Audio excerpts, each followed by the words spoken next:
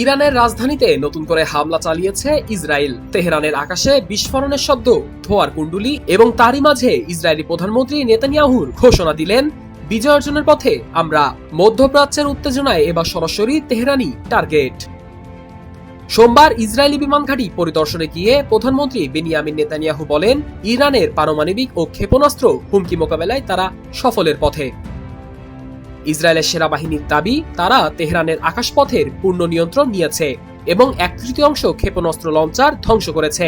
ঠিক সে সময় তেহরানের পশ্চিমাংশে ইসরায়েলি হামলায় কেঁপে ওঠে শহর। সামাজিক যোগাযোগ মাধ্যমে ছড়িয়ে পড়ে বিস্ফোরণের ভিডিও ও ধোঁয়ার ছবি।